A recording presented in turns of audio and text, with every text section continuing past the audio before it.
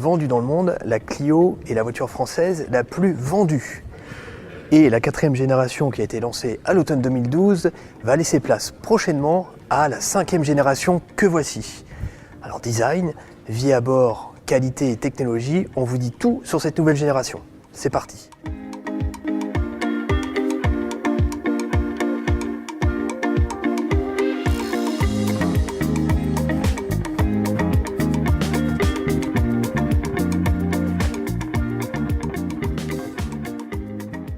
La Clio 4 a été lancée il y a presque 7 ans et malgré cela, elle reste toujours dans le coup. Son design plaît toujours autant aux clients. Alors pour la Clio 5, les designers ont préféré jouer la carte de l'évolution plutôt que de la véritable révolution de l'extérieur, un peu comme la Volkswagen Golf. Si les deux modèles se ressemblent, ils sont pourtant très différents. D'ailleurs, ils ne partagent aucune pièce de carrosserie en commun.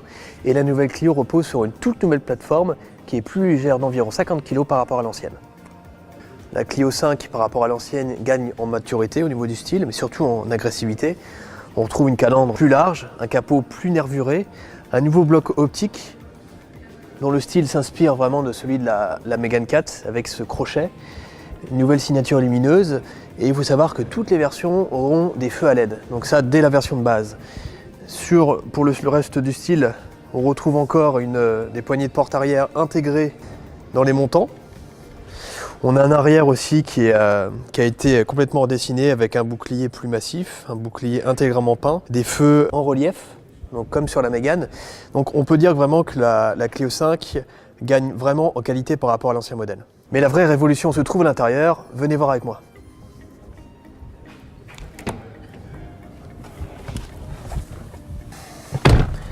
La vraie faiblesse de la Clio 4, ça a toujours été sa qualité perçue, qui était vraiment en deçà de ce que proposait la concurrence.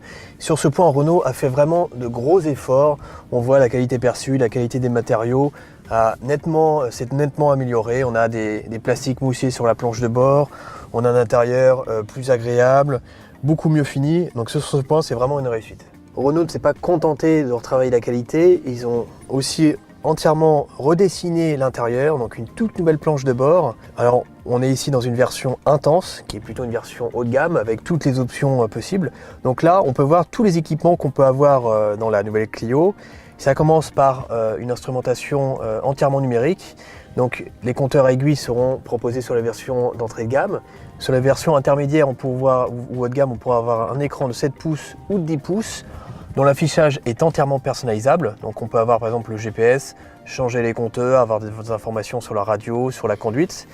Mais le gros morceau, vraiment la chose la plus impressionnante dans la Clio, c'est quand même cette dalle numérique, cet écran central, donc, qui affiche ici une taille de 9,3 pouces. Donc c'est vraiment l'un des écrans les plus grands du segment. Il repose sur un nouveau système multimédia EasyLink, entièrement nouveau, donc qui est une évolution du AirLink. Tout l'affichage est personnalisable, donc on voit déjà que l'écran est très réactif, vraiment comme un smartphone. On peut contrôler le GPS, toutes les informations. Il y a beaucoup de services connectés, d'applications, des mises à jour qui sont à distance. Donc là-dessus, ça c'est vraiment un gros point positif, une grosse évolution.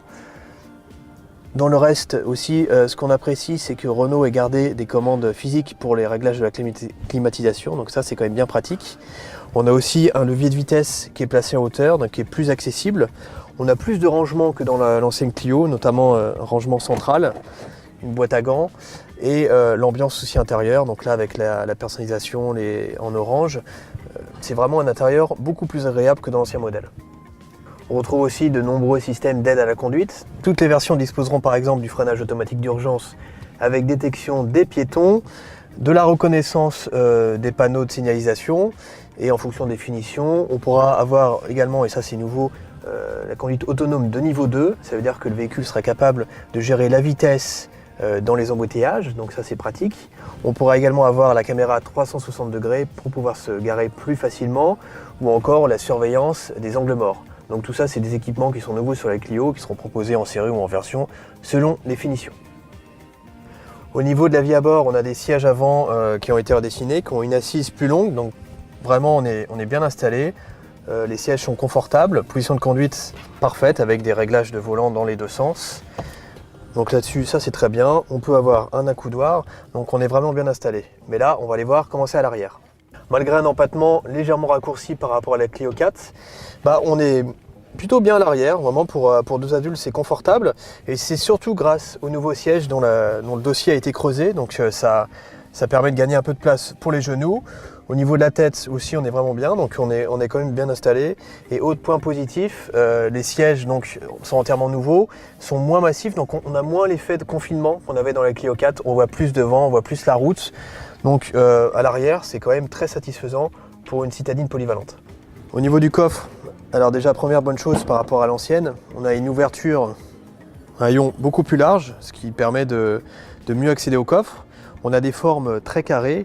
Et même sur les versions avec caisson de basse, donc on garde un même volume, parce que le caisson de basse est maintenant à une autre place, donc il ne prend plus la capacité. On a aussi un double plancher de coffre. Au niveau de la capacité globale, Renault annonce 391 litres, donc c'est beaucoup plus que l'ancienne qui était à 300 litres.